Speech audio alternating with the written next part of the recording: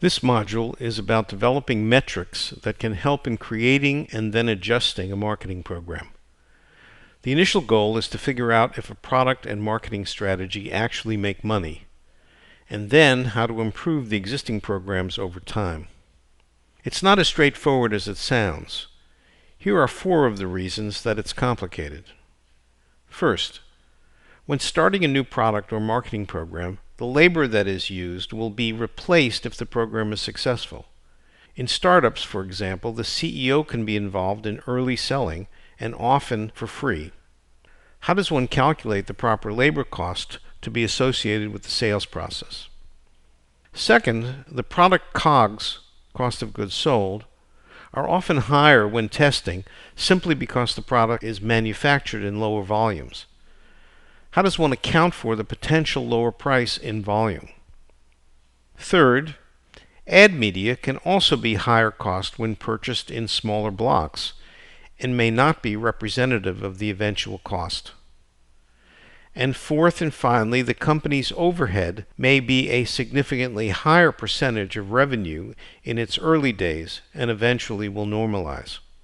My experience has been to use a different set of metrics than the ordinary P&L to accomplish this. Traditionally, P&Ls can be either on a cash or accrual basis.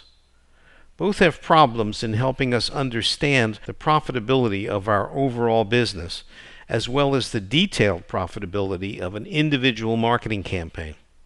Some of the problems stem from the fact that the time period of the P&L don't really match the time periods of a transaction process, starting with lead generation, followed by selling, and finally fulfillment.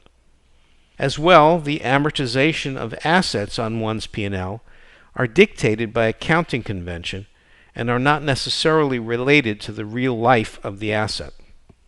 So the concept of a campaign P&L or transaction P&L are designed in such a way to eliminate these problems.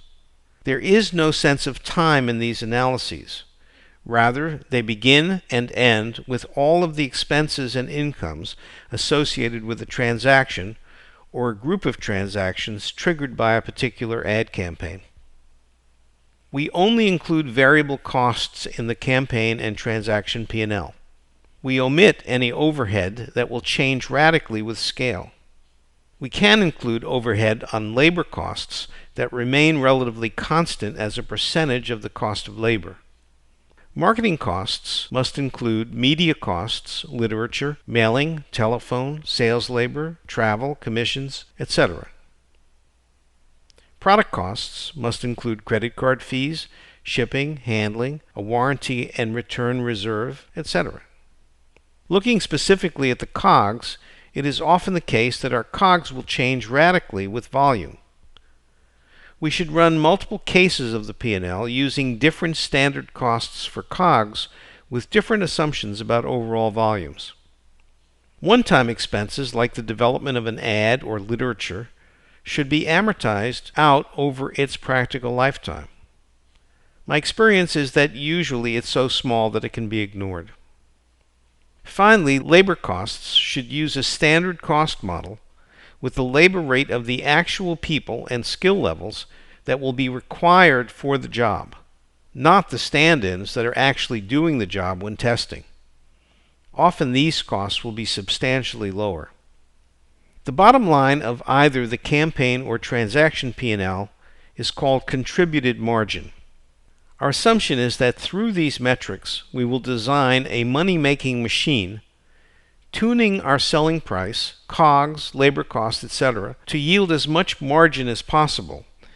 And then we will begin to increase the media investment, which will increase the revenue and the net contributed margin.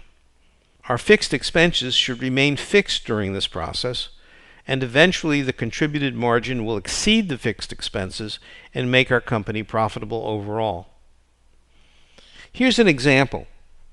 Note there are 2 columns, one for the campaign as a whole and one for each transaction, which is simply the campaign number divided by the number of sold items. Our goal is to run, then analyze, then adjust. My example is borrowed from a single day of television advertising using a uniform message over all of the ad placements. The analysis is meant to be representative. There are several metrics and ratios that are helpful in tuning the campaign. Probably the most common and important is the media ratio, which compares the revenue to the media cost. Companies tend to look for ratios in excess of 7-to-1 for new category products that have expensive media budgets. As well, we monitor the closing ratio and the total customer acquisition cost.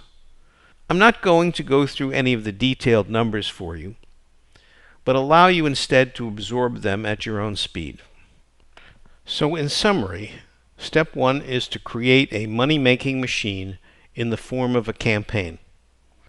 And then step 2 is to increase the media spend, which in turn increases the revenue and margin contribution adequate to absorb the fixed expenses and make the company profitable overall. Thank you.